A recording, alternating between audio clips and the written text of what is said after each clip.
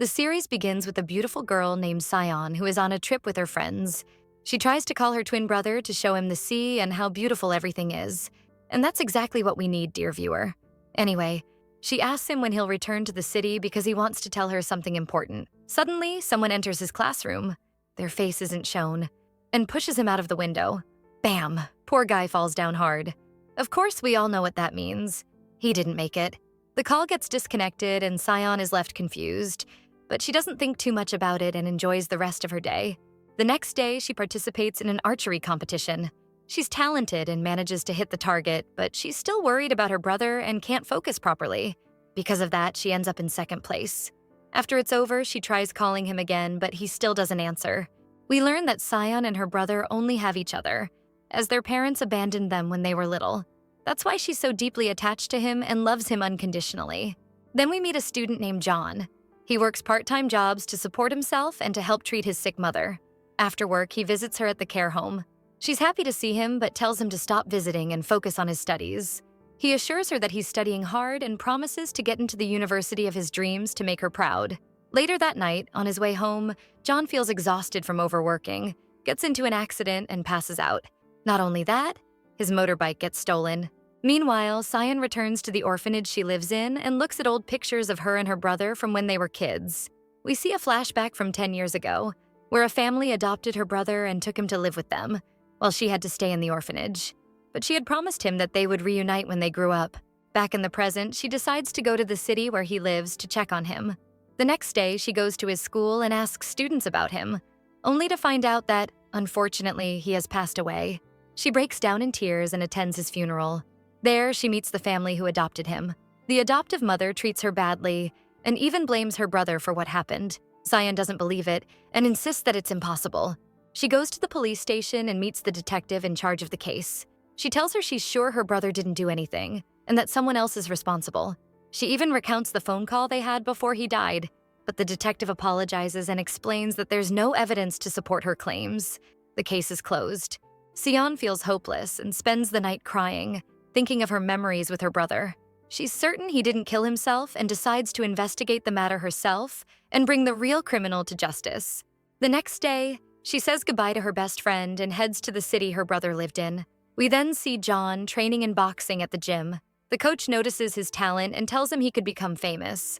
But John refuses, wanting to focus on school instead. Later, he sees that his stolen motorbike is up for sale and rushes to stop the deal. But when he gets there, Sion has already bought it from the thief. He approaches her and tells her the bike is his. She replies, "You mean it was yours? I just bought it and paid with my blood, sweat, and tears. Go deal with the thief who stole it from you." Then she leaves. John follows her and catches the thief trying to steal the bike again to sell it to someone else. He shouts, "Gotcha now. You're finished." He chases and catches him, then fights him using his boxing skills. But the thief has an accomplice who sneaks up behind and knocks John out. Just then, a car is about to run him over, but Sion sees it and rushes in to save him at the last moment. She gives him water to wash his face and says, "I just saved your life, so the motorbike is officially mine now. Are you a decent person or not? Let God bless me." The next day, Sion heads to her brother's school to begin her investigation into his death. On the way, she almost hits John with her bike, but manages to avoid him at the last second, crashing into trash bins instead. Her clothes get all dirty, and she tries to clean up, but it's no use. John, being a gentleman, takes responsibility and offers her his jacket before walking away. She's impressed by his kindness and starts to develop a crush. When she arrives at school, the students see her wearing John's jacket and assume she's his girlfriend, which starts rumors. She enters the classroom, introduces herself as the new student, and ends up in the same class as John. He's visibly nervous when he sees her. She returns his jacket in front of everyone, making things more suspicious.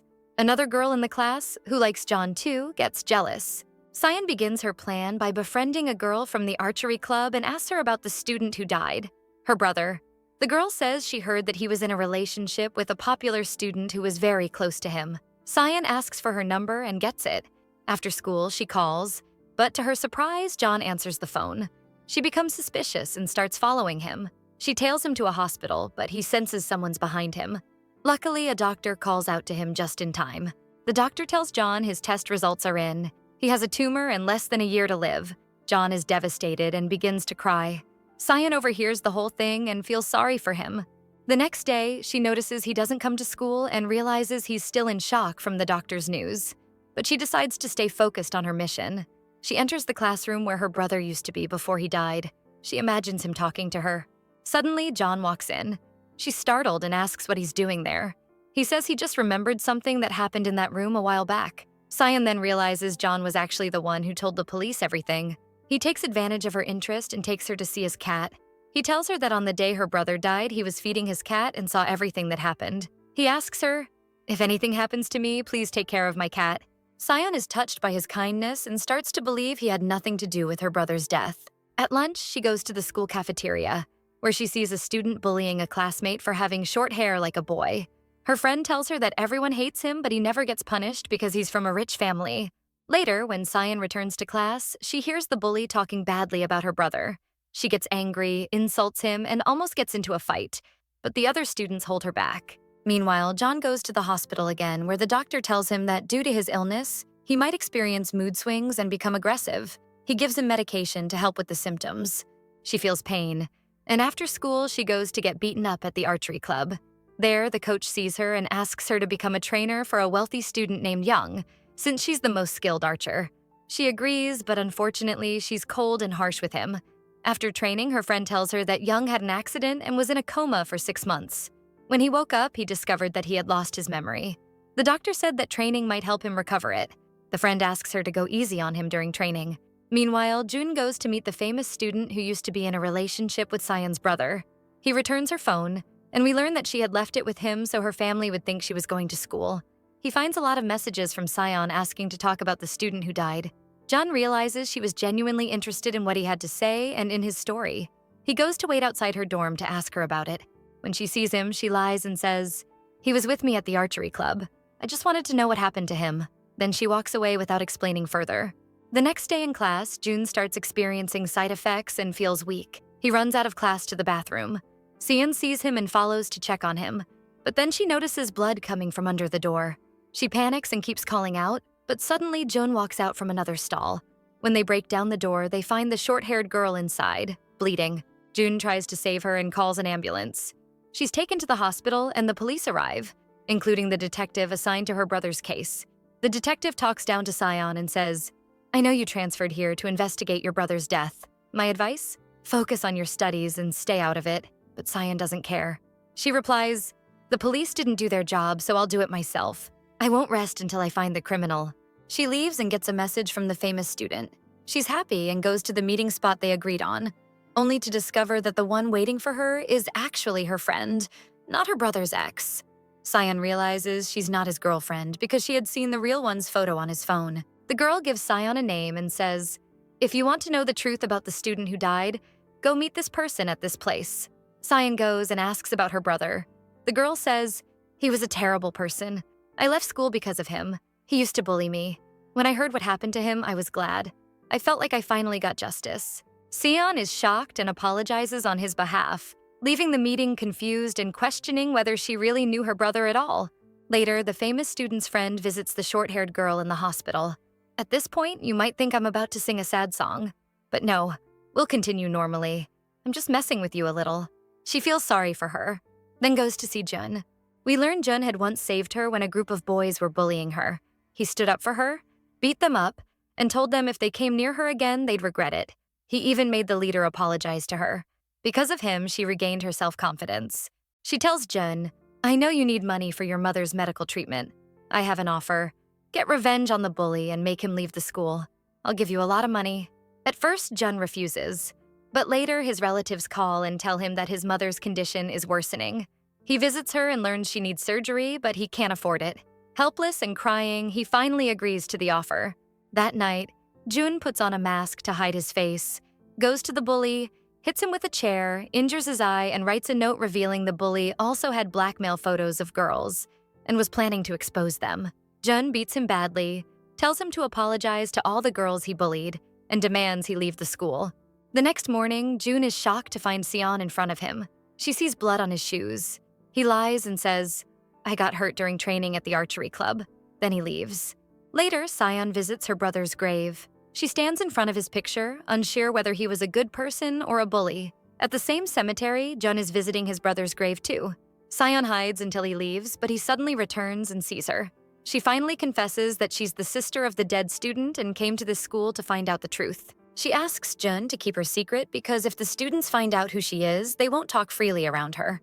Jun agrees and opens up about his brother too. He says, "He was bullied at school and couldn't take it. What happened just happened. When my mother saw him, she broke down. And since then, she's been in the hospital, unable to walk." Sion is deeply moved. They promise to keep each other's secrets. They return to school and see the bully in a wheelchair, withdrawing from school. All the students are overjoyed. They finally feel free. They celebrate and consider whoever did this a hero. One of the girls even visits the short-haired girl in the hospital and shows her a video of the bully to cheer her up. She tells her, "Justice was served. Get well soon so you can return to school. This time, you'll be safe." The next day, the detective comes to the school to investigate what happened. She checks the security cameras and sees Sion on a motorcycle near the scene. She thinks Sion must have seen the attacker. Meanwhile, Sion hears students talking about the hero who punished the bully. She remembers seeing Jun that day with blood on his shoes and rushes to his dorm. She searches his closet and finds the same bloody shoes. Suddenly, Jun arrives and nearly catches her, but his cat distracts him. She escapes unnoticed.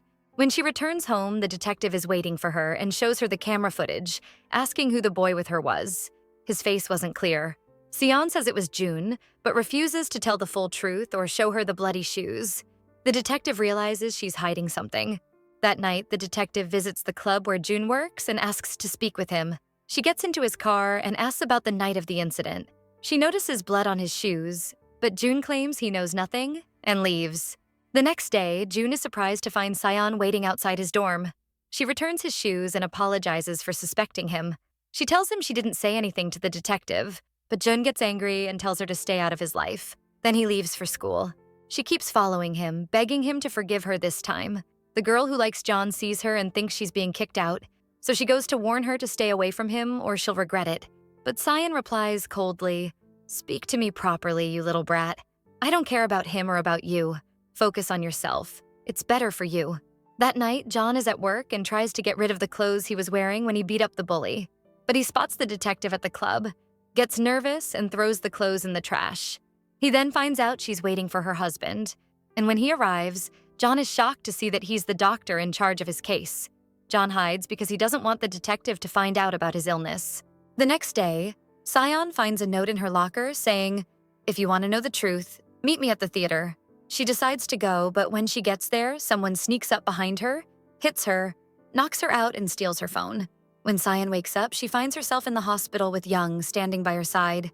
He says he saw her collapsed on the ground and was worried, and she also finds out he paid for her treatment. His father owns the hospital. She thanks him for everything and heads back to school. Meanwhile, inappropriate photos of the girl who likes John start spreading around the school. She thinks Sion is behind it, so she immediately goes to confront her and tries to hit her with a pen. But John steps in like a lion, stops her, takes Sion's hand, and walks away. All the students witness this and start thinking the two are in a relationship. Outside the classroom, John tells Sion to leave and go back to her old school because if she stays here, she might get hurt. But Sion refuses, saying, "I came here to find out the truth, and I won't leave until I get what I came for." She goes to the costume room and remembers that the person who hit her at the theater might have been the one who leaked the photos from her phone. She tells Young that she wasn't sick when she fell, that someone actually hit her. She asks him to check the surveillance cameras. Since he's wealthy, the principal lets him access the security room. He checks the footage and sees someone from behind but can't identify who it is. He tells Sion that whoever it was knew exactly where the cameras were and avoided them on purpose. Sion feels frustrated and discouraged. That night, as she's walking back, she sees the girl who likes John getting harassed by a group of people. Sion tries to defend her, but they gang up on her, beat her badly, and break the bones in her face. John sees the scene from the rooftop and rushes to help, but by the time he arrives, they're gone. Sion silently picks up her things and walks past him without saying a word, as if she doesn't even see him. When she gets back to her dorm, she finds inappropriate photos of herself posted on the wall. She tries to remove them, but the dorm owner comes and tells her to pack her things and leave. He doesn't want any trouble. She follows him, begging, saying she has nowhere else to go, but he insists. John shows up and tells her, "I warned you this would happen." He helps her and takes her to his own place. She's starving, so he buys her dinner, everything she likes. and even brings her ice cream like a true gentleman to cheer her up. Then he leaves her alone to rest while he goes to sleep at the club. Cyan is touched by what he did and decides to repay his kindness. The next morning, she wakes up early, feeds his cat, and even makes him breakfast. She calls out to John, and he realizes she knows how to cook. He's impressed, and they eat together like a family. Then they get ready to head to school. Cyan tells John she's going to work to help pay rent. At school, she finds another note in her locker from the mysterious person, asking her to meet at the theater again. She thinks it's another trap like last time, so she refuses to go. Meanwhile, the bully returns to school with two thugs, looking to get revenge on the person who beat him up. They barge into the basketball club and refuse to leave when Young asks them to. They push him to the ground. John shows up and tries to reason with them, but they try to hit him with a pen. They don't know who they're messing with. John gets angry and tells them, "You brought this on yourselves. If you summon the devil, be ready to deal with him." Then he fights them, using all his boxing skills. He's fast and strong, dodges all their attacks, breaks the arms that touched him, and knocks them to the ground. He warns them that if they bully anyone else again, they'll seriously regret it. At the same time, Cyan finds out there's a school-wide seminar at the theater and decides to attend. The teacher starts playing a video to explain a lesson, but suddenly the screen switches to a video of her brother's accident. The students are shocked and scared, rushing out of the theater. Cyan is stunned, but hides her emotions since no one knows the victim is her brother. Later, the detective sees the video and realizes it was no accident. Someone pushed him. Remembering what Cyan said, she decides to reopen the case. Cyan isolates herself, crying. When she returns to her dorm, she finds John waiting for her. He tries to comfort her, knowing what she's going through, but she pretends to be strong and brushes it off. She leaves him and goes to rest. The next day at school, Cyan finds another note in her locker from the mysterious sender asking her to meet at the club this time. She decides to go. She wants to know who it is. She enters, scared, and senses someone behind her in the dark. When he appears, she asks, "Are you the one sending me the messages?" He replies, "Messages? No, I just saw you going in and followed you because I was worried." Suddenly, a masked person appears. When he sees them, he runs. They try to chase him, but he escapes. Later, the detective meets Cyan and apologizes for not believing her from the beginning. She promises to get her justice. Cyan asks her to search for her brother's phone. It must be with the criminal, and if they find it, they'll catch him. The detective starts interviewing students, including John. He was the first one to see what happened and call the police. After giving his statement, John visits his mother in the hospital, upset because it seems like she might die soon and leave him alone. Cyan waits for him outside and asks him for a favor, to go with her to visit the family who adopted her brother and retrieve his things. He agrees. When they arrive, the adoptive mother gives her a bag of his belongings but talks badly about him, which angers John. He almost argues with her, but Cyan calms him down. They return home, and when she opens the bag, she finds childhood photos of her and her brother. She's happy and starts remembering their time together. The next day, Cyan manages to meet the popular student and asks her about her relationship with her brother. The girl replies, "There was nothing between us. We were pretending to be in a relationship." Of course, Cyan was shocked because she had been lied to. They told her that he was already in a relationship. She remembers the photo her brother had sent her and goes to the restaurant where he always told her he used to sit, just to make sure. There, she meets a student working part-time. He tells her he knows her brother and sits with her, telling her about him. We see a flashback of that student in class. A bully kept harassing him, unfortunately because the student was an orphan. But Cyan's brother saw this and decided to stand up for him. He fought with the bully and broke his nose, warning him that if he came near the student again, he'd regret it. After that, he started walking the student to school himself to protect him. He even told him that he too was an orphan and had a twin sister. Back in the present, the student tells her, "Your brother was a good guy. He saved me from bullying and I'll always be in debt to him."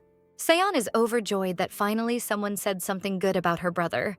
It motivates her to search for the truth. Then, Young goes to the club where June works to meet him. 3 guys show up wanting to pick a fight with Young, but when they recognize June, they back off, terrified.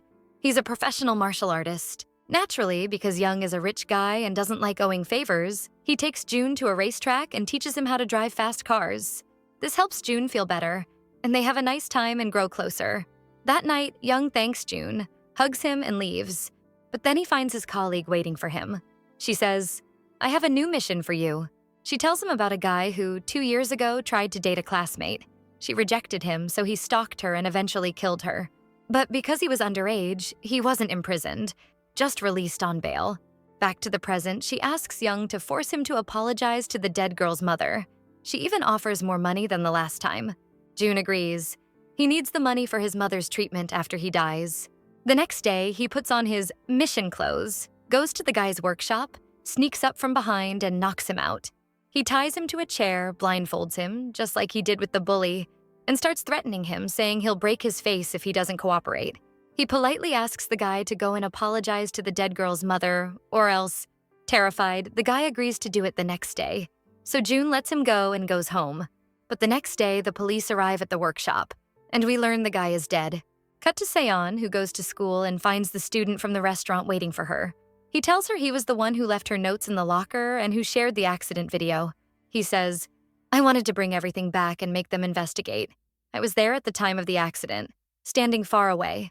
I saw someone, but not clearly. I was scared to speak up because no one would believe me. But when I found out you were at this school, I decided to help you find the truth." Seon becomes sure someone did this to her brother and vows to catch and punish them.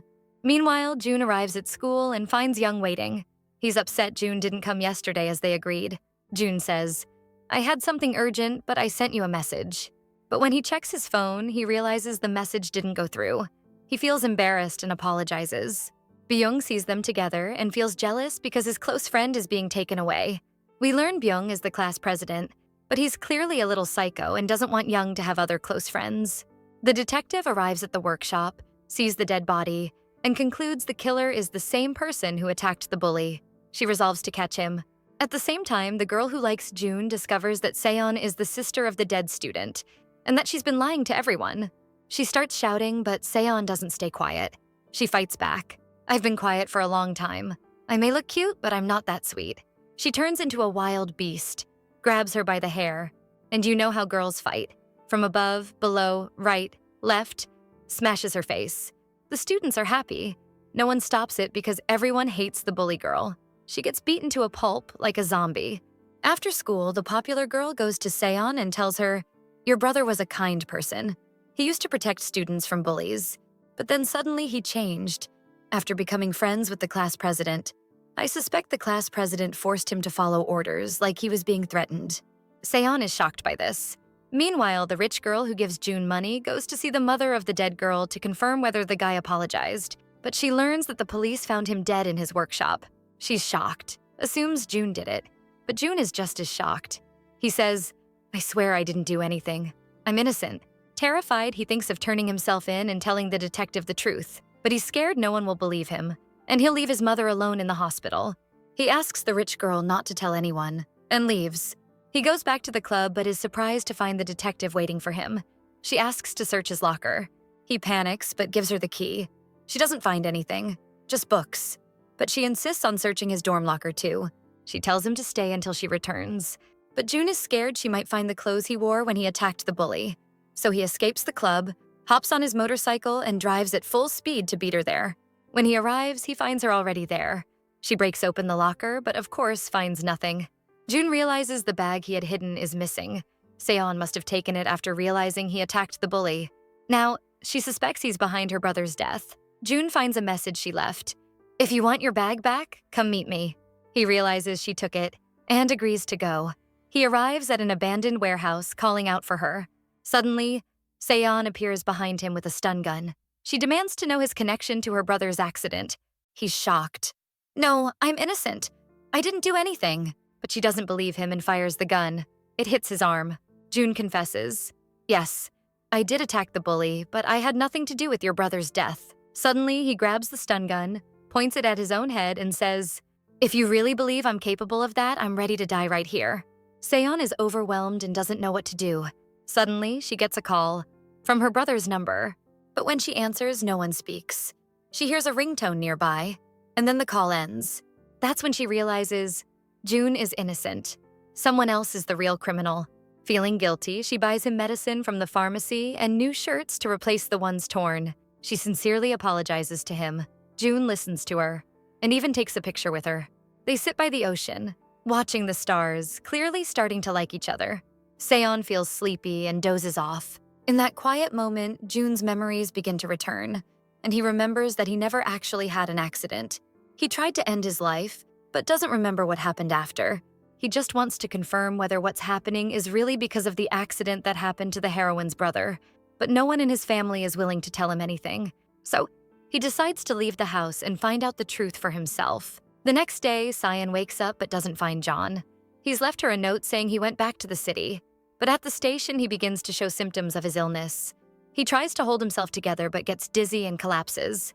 He's taken to the hospital. Meanwhile, the detective is looking for him. She goes to his dorm, thinking he's hiding from the police because he's a suspect. She goes to ask Sion about him, but Sion is harsh with her and says she doesn't know anything. The detective leaves, and Sion becomes worried about John's disappearance. It's been a while. She goes to feed his cat, hoping he'll come back. Unfortunately, he still doesn't return, and he continues missing school. The teacher starts asking about him, but no one knows where he is. Young goes to his dorm to check on him and is surprised to find out that Xian is living with him. At the same time, the girl who likes John arrives and is shocked to see Sion's clothes there. Jealous, she angrily storms off and tampers with the brakes on Sion's bicycle, hoping to cause an accident. The next day, Sion rides the bike to school but realizes on the way that the brakes aren't working. She panics, tries to slow down, and ends up throwing herself into garbage bins. She gets injured but suspects someone tampered with the bike. She takes it to a mechanic who confirms that the brakes weren't broken. Someone had deliberately cut the brake cable. This triggers her memories, and she suspects that whoever killed her brother is now trying to get rid of her too. She goes to school, grabs the microphone, and loudly announces to the criminal, "I'm still alive and I won't stop until I catch you and get my revenge." Afterward, she goes to the clinic to treat her wounds. Her classmates visit her to check in, and she tells them she's okay. Later, she goes back to the dorm, only to find it in chaos. The glass is shattered and everything is out of place. At that time, the detective goes to visit her husband in the hospital and unexpectedly finds John there. She talks to him, learns that he's sick, and feels guilty for suspecting him. She promises not to tell anyone about his illness. Cyan starts tidying up the dorm and putting everything back in place. Suddenly, the doorbell rings. It's John. She's thrilled to see him. He asks about her injuries, but she reassures him. He doesn't tell her he was in the hospital, but apologizes for making her worry. He then invites her to go somewhere with him. They go to a place where they celebrate her birthday. She's overjoyed and asks how they knew. John says, "We know your brother's birthday, and since you're twins, it must be the same day." She blows out the candles and they all sing and dance, enjoying a wonderful time together. Then the class president arrives and asks Young to come with him because his family is worried. But suddenly, a phone rings. It's the same ringtone Cyan heard when she called her brother's phone. She tells John what she knows, furious and ready to confront the person responsible, but he calms her down and asks her to wait until they're sure. She promises not to act without telling him. They return to the dorm, and Cyan thanks him for everything. They plan to steal the class president's phone to confirm the ringtone. John agrees to help and apologizes for not getting her a birthday present. She jokes, saying she wants the lace from his sneakers. John gets nervous. The lace belonged to his mother, and he put it on his shoes to feel like she's still walking beside him. Although it's his most treasured item, he washes it and gives it to her as a gift the next day. She's touched and thanks him, putting it on her own shoes and walking to school with a smile. At school, they start executing their plan. John's admirer creates a distraction by picking a fight with the class president. Meanwhile, John grabs his phone and rushes to the bathroom to check it, only to discover it's not the same phone. The class president had a different one yesterday. John is frustrated, but just then the class president calls his own phone. He had put a tracker on it to find its location. He realizes it's in the bathroom, and John panics. He hides in another stall until the president leaves. But when he comes out, the class president catches him and realizes he was the one who took the phone. That night, John heads home and feels like someone is following him. In a dark alley, someone attacks him, but John manages to dodge the blows, and they both fall. When John removes the attacker's mask, he realizes it's the guy who works at the restaurant. John takes him back to the dorm, and Cyan treats the wound on his face. She asks why he did it, and he says, "I wanted revenge for your brother." She replies, "But John has nothing to do with it. I'm sure the real criminal was trying to frame him." They agree to team up and make the criminal pay. The next day, John goes to talk to the girl who likes him. She's actually the class president's sister. He asks her to help him study. She's overjoyed and invites him to her house to make Cyan jealous. Cyan pretends to be upset and goes to the archery club, asking Young to help her set up a meeting with the class president. Their plan works. John goes to study with her, and when he finds no one else at the house, he sneaks into the brother's room to search for evidence. At the same time, the class president is waiting for Sion in a cafe, but she's across the street watching him. It's all part of the plan to keep him distracted so John can search freely. But the girl who likes John posts a picture of the food with a caption saying she's eating with him, just to annoy Sion. The class president sees the photo and pieces everything together. He rushes home. Meanwhile, the detective is reviewing the workshop's surveillance footage and sees the class president entering. She decides to go arrest him, now convinced he's the suspect. The class president reaches home just as John is coming out of his room. He gets angry, fights with John, and pins him to the ground, ready to hit him with a vase. But the detective arrives just in time and arrests him. John returns to the dorm and tells Sion what happened, but suddenly he gets a phone call. He finds out that his mother has relapsed, so he rushes to the hospital to check on her. The doctor informs him that she has fallen into a coma, and in order to keep her alive, she must remain on life support. However, the costs are high, and he has to pay regularly. Otherwise, they'll have to remove the machines, and we all know what that means. John is devastated because he doesn't have the money. He pleads with the doctor to keep her on the machines, promising to find a way. John is overwhelmed by helplessness and sinks into depression. Sion is heartbroken to see him suffer and cries because he's on the verge of losing everything, and she can't do anything to help. Left with no choice, John goes to his contact, the girl who used to give him missions, and tells her he's willing to do anything, as long as he gets money. She refuses at first, worried because the police already suspect him, and she begs him to wait until things calm down. But he ignores her advice, feeling like he has no other option to cover the hospital expenses. Meanwhile, the popular student finds out what's going on and offers to help him. She tells him to take out the bully, promising he'll get a big payout from the father of the girl being bullied. John reluctantly agrees. That night, he puts on his mission clothes and heads to where the bully is staying, thinking he's alone. He sneaks in, ready to finish the job, but it turns out to be a trap. Cameras are hidden everywhere, recording his every move. We get a flashback to 2 days earlier that reveals how this was all set up. The class president had met with the bully and told him, "I suspect the person who attacked you is John." He then proposed a plan to lure and capture him. He asked the bully to go back to harassing the short-haired girl to provoke John again. The bully agreed. Meanwhile, the class president created a fake email account and uploaded an embarrassing picture of his own sister, which quickly went viral among the students. Everyone started following the account, but his sister was furious and demanded he take it down. He promised to delete it in 2 days.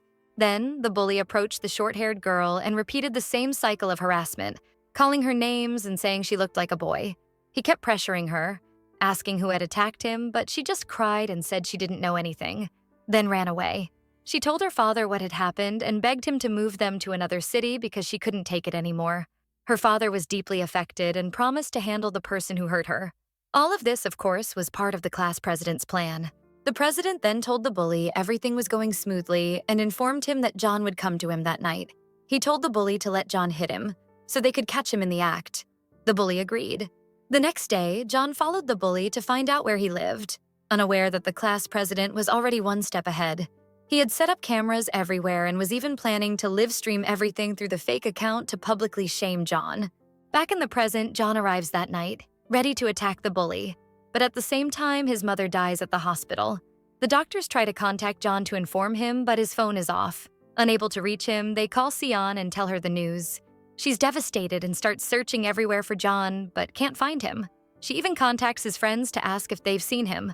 The popular student finally confesses everything, telling Sion that John went to confront the bully. Sion is shocked. At the same time, the class president starts his live stream to expose John, and everyone begins watching. Unfortunately, everything unfolds as planned. John arrives and the fight begins. He hits the bully. Suddenly, the class president barges in laughing, thinking his plan has worked. He pulls off John's mask to reveal his identity to the entire school. But to his shock, it's not John at all. It turns out John knew about the trap. He decided to sacrifice himself to save his friend.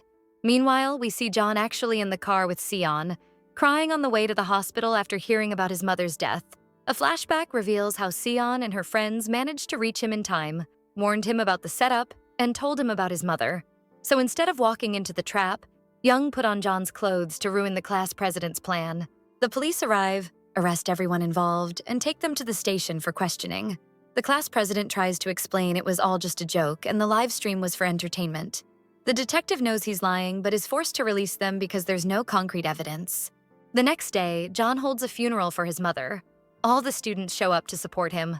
The detective and her husband speak with John and offer their help, telling him to reach out if he ever needs anything. Later, John sits with his friends and thanks them for saving him. They go to visit his mother's grave, where they also discover Sion's brother is buried. They visit his grave too, all feeling emotional.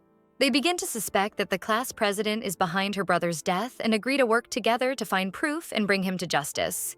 Back at school, the class president confronts Young, accusing him of betrayal for helping John.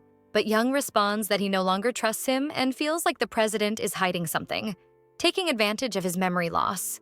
The president gets angry and says, "If you knew what I did for you, you'd thank me," then storms off. Later, Sion decides to take John to the beach to help him relax after his mother's death. She talks about her brother and how they used to come here together during the holidays. The moment helps lift John's spirits. They watch the sunset and spend a beautiful evening together. She invites him to dinner and orders his favorite food. John is genuinely happy with her. Meanwhile, we see the class president return home, where his father scolds him and takes his phone away, warning him not to start another live stream or he'll leave him to rot in jail. The next day, Sion talks to Young and asks him to get the class president to open up, since he's the only one who knows the full truth. Young agrees. They meet at the school theater, and Young asks him to explain what happened before he lost his memory. The class president agrees and begins to reveal everything. He says, "You didn't actually fall by accident. You were pushed, but it wasn't your fault." Then we see Sion secretly standing behind the curtain, recording everything. She's shocked and can't believe her brother could do something like that.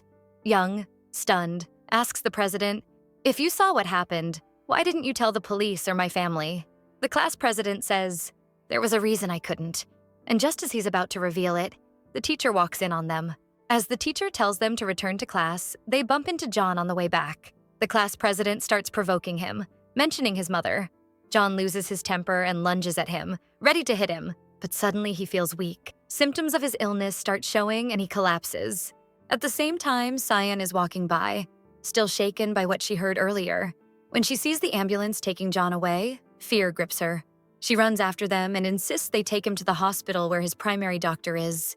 She rides with him, staying by his side until the doctor examines him and assures her he's stable, but advises her to leave so John can rest. That night, Sion can't stop thinking about everything she's learned. She's confused and torn, unsure of what to do. Meanwhile, John dreams of sitting with his mother and brother, both gone.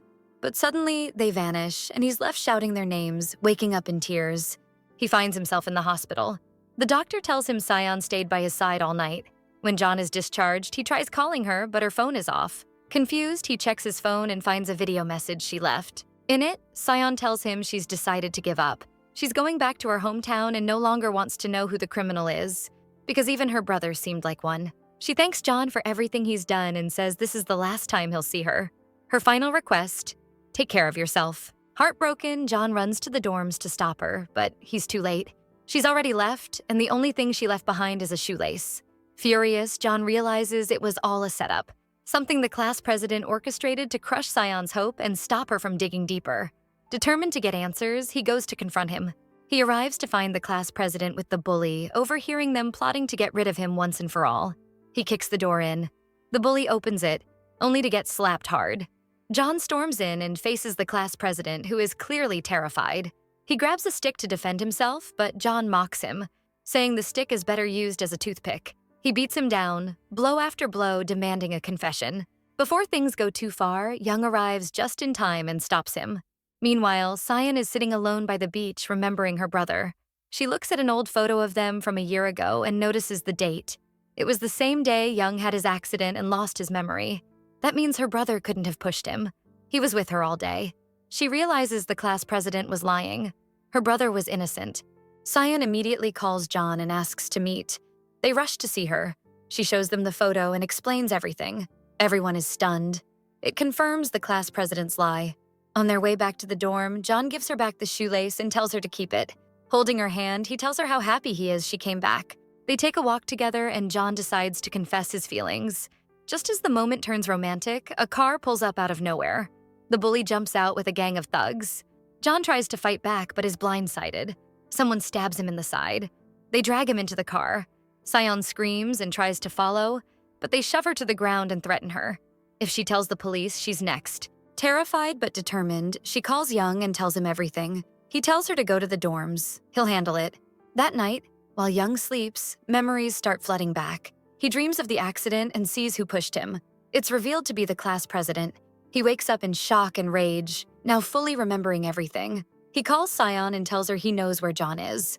Young explains he had planted a tracker in the class president's bag, suspecting him all along. The tracker leads them to the place where John is being held. The bully has John tied to a chair, beating him to get a false confession about killing Sion's brother. But John refuses to admit to something he didn't do. The class president, losing control, starts torturing him. Just then, Young's crew, actual mafia types, burst in, take down the gang and rescue John. The thugs panic, realizing they've messed with someone powerful. Young arrives, checks on John, and then confronts the class president. He tells him he remembers everything now. He knows it was him who tried to kill him, but he'll deal with him later. They get John out before the police arrive. Meanwhile, Sion goes to the police station and meets the detective. She tells her that someone called her from her brother's phone and she suspects the class president. She asks the detective to trace the call. Suddenly, another officer enters with a breakthrough. The killer of the boy at the workshop, the event that led to her brother's accident, was left-handed. That clears John since he's right-handed. Sion is overjoyed. She rushes to John and tells him the news. He reacts with mixed emotions, remembering that he once saw Young use his right hand, but also his left. Something doesn't add up. They rewatch the video of her brother's incident, studying it closely. They finally notice that the killer used his left leg to push him. That means it wasn't the class president. They now suspect Young. They come up with a plan to confirm it. The next day, they go to a mobile store and buy a phone identical to Sion's brother's. John visits Young, while Sion puts the plan in motion. She sends Young a picture of the fake phone and claims she found her brother's. She says she's close to uncovering the truth. John observes Young growing nervous. His expression shifts, and he suddenly switches to using his left hand. He becomes someone else entirely. Young abruptly says he has an urgent errand and drives off. He heads to his horse stables and digs into an old box, finally pulling out Sion's brother's real phone. He was the killer all along, but John appears behind him. He followed him and saw everything. He demands the truth. Before Young can react, the class president shows up and knocks John out, claiming he came to save Young. He pleads with him, "Let's start over and be friends again." But Young loses it. He shouts, "You're the reason for everything that's happened. You took advantage of the fact that I lost my memory. You lied to me. You made me believe that Sion's brother was the one who pushed me. And you made me push back too." They start fighting fiercely. Meanwhile, Sion is worried sick about John. She tries calling him, but he doesn't answer. Eventually, John wakes up, goes to her, and tells her everything. They realize that Young has her brother's necklace, which means he's the one who killed him. Suddenly, the police find a car abandoned near the beach, but no one is inside. They search everywhere for Young, but he's completely disappeared, like he vanished into thin air. Since John was the last person to see Young, he's brought in for questioning. He tells them everything he knows. Later, he sits with Sion, and she's crushed. She says, "I'm sure Young disappeared to run away from his crime." She suspects the class president might know where he is. She goes to meet the class president and apologizes for ever doubting him. She slowly gains his trust, coaxing him into talking, until he finally confesses that he was the one who hit John in the stable. But she had been recording him the whole time. Just as she tries to send the recording to the detective, he snaps. Furious, he tries to take revenge. He wants her to join her brother in the afterlife. At the same time, John meets the girl who likes him. He gives her a tracking device and asks her to secretly put it in her brother's bag, just in case he meets Young. She agrees to help. When she gets home and plants the tracker, Young suddenly walks in. She panics and says she was looking for her phone to delete some photos. The next day, while she's at work, she spots Young passing by. She immediately calls Sion and tells her where he is. Sion grabs her air pistol and sets off to take justice into her own hands. She doesn't tell John. She doesn't want to put him in danger. She tracks Young to the yacht where he's hiding. When she sees him, she points the gun and demands answers. He's shocked to see her but confesses everything. He tells her he has two personalities, the kind Young she knows, and another, the vengeful personality of his twin brother who died when they were young. Ever since then, he's been living in a constant inner war. "When I lost my memory," he says, "the class president lied to me. He made me believe your brother pushed me. And that's when my brother's personality took over and killed him. I swear I'm sorry. I know no apology will ever be enough. I remember everything now, and I'm still trying to process it. Suddenly, his expression changes. His brother's dark personality takes over. He lunges at Sion. She drops the gun and he breaks her bones in the struggle. When she regains consciousness, she sees that he's flipped the situation. He's the one in control again. Sion desperately tries to talk to the real Young, the one she knows. She begs him to resist his brother's influence. He laughs cruelly and starts telling her the whole truth about every crime he committed. He recalls the day he was going to meet John and saw him leaving the workshop. He followed him in, found a tied-up boy inside, and assumed that boy was the one responsible. His brother's personality took over again, and he killed him just to cover his tracks. Sion keeps talking to him, trying to reach the real Young buried deep inside. Finally, she succeeds. He returns to himself. When he sees how badly she's hurt, he's overwhelmed with guilt. He grabs the gun and points it at himself, wanting to protect her from his other side. But she runs toward him and stops him just in time, taking the gun away. Young collapses in tears. He decides to turn himself in. The detective arrives and arrests him. Because of his psychological condition, he's granted a lighter sentence. Sion has finally uncovered the truth and restored her brother's name. She breaks down crying. She had waited so long for this moment. But of course, the story doesn't end there. Back at school, John receives a message from the girl who liked him, asking to meet him on the rooftop. When he gets there, he's shocked. She tells him she's going to end him. She knows he found out she was helping track Young. "I don't care who you are. Even if you were my brother, I wouldn't forgive you," she snaps. "But I'm willing to cut you a deal. Get on your knees right now and I'll consider it." He does it. He kneels and apologizes. But just when her guard is down, he attacks. They start fighting, and eventually, John overpowers her. The class president tries to intervene, but trips and flies off the edge. And finally, dear viewer, we're free of him. The students are terrified by what happened. They see John on the rooftop and assume he was responsible. Sion learns what happened and rushes to help. She sends a message to all the students. John is the hero who stood up to the bullies. He's the one who always helped you. John is someone to be proud of. The students rally behind him and agree to testify. The detective starts collecting statements. Strangely, no one mentions anything incriminating about John. They all say the class president tripped. Even his own sister testifies that John was trying to save her. With that, the detective closes the case. Days pass. The school year ends with the graduation ceremony. Everyone is smiling in group photos. Everyone except John, who isn't there. He's at the hospital, preparing for surgery to remove the tumor in his brain. All the students support him and encourage him to come back. They're waiting for him, because to them, he's a hero. Their words move him deeply. His will to live returns. He goes to see Sion, who has finally achieved her dream. She's been accepted into the Navy as an officer. He takes her hand. We learn they're now engaged and have decided to start their life together after he completes his surgery and recovers, God willing. And so, the series ends with a happy ending. Not like the ones we're used to, dear viewers, but a truly unique one. So don't forget to like and subscribe. You've really been slacking, and I'm genuinely upset about it.